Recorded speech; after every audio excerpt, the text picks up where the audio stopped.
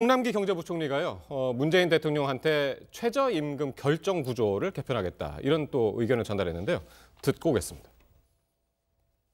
최저임금의 인상이라든가 50시간 근로시간 관련해서 시장의 목소리를 반영해서 속도 조절이 필요한 부분에 대해서는 정책을 보완하는 내용을 담았습니다.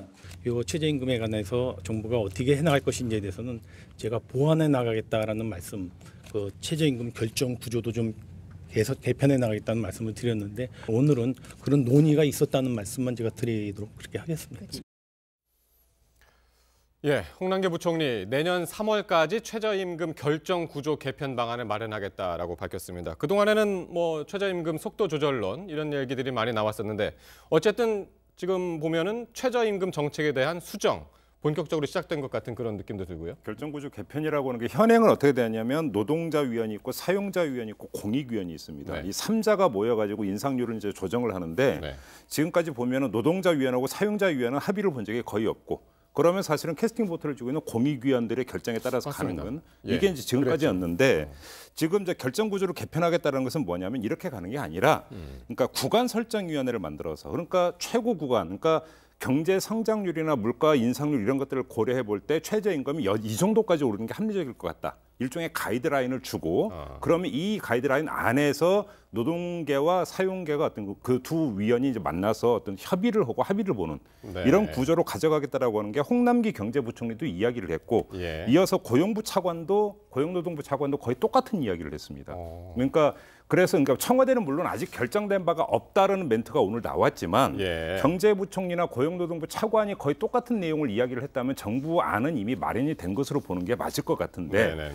이게 합리적이고 과연 현실적인 아닐까는 좀 따져볼 필요가 있습니다. 예. 왜냐하면 과연 이 안에 대해서 노동계 쪽에서 어떻게 받아들일지가 저는 궁금한데, 네. 두 가지 문제가 있습니다. 첫째, 어차피 공익위원들이 거의 캐스팅 보트를 주고 다 결정을 해왔는데 굳이 결정 구조를 바꾸는 게 실효적인 측면에서 무슨 의미가 있는가라고 하는 측면이 하나가 있고, 네. 또 한 가지는 구간을 설정한다면 이 이상은 넘지 말라는 이야기가 되는 거잖아요. 최고 어떤 그 최저임금 인상 제한폭을 설정한다는 이야기가 되는 거니까, 그것이 현실적이든 비현실적이든 그럼 우리는 그 안에서만 놀라는 이야기냐라고는 또 반발을 부를 수가 있다는 예. 점. 이런 점에서 저는 궁금한 게, 만약에 이게 최종 결정이 됐을 때 노동계가 어떻게 나올지 이게 정말 제일 궁금한 대목입니다. 알겠습니다. 일단은 지금 표로 보셨다시피 올해 이제 16.4% 최저임금이 올랐고, 내년에도 이제 10% 넘게 오르게 됐는데, 어떻게 보세요? 좀 다양한 의견 좀 있을 것 같아요. 그런 구조를 앞뒤를 먼저 바꿔가지고 가이드라인 먼저 주고 노동계랑 사측의 이야기를 듣느냐, 아니면 이제 그 반대냐, 나중에 조정을 하느냐.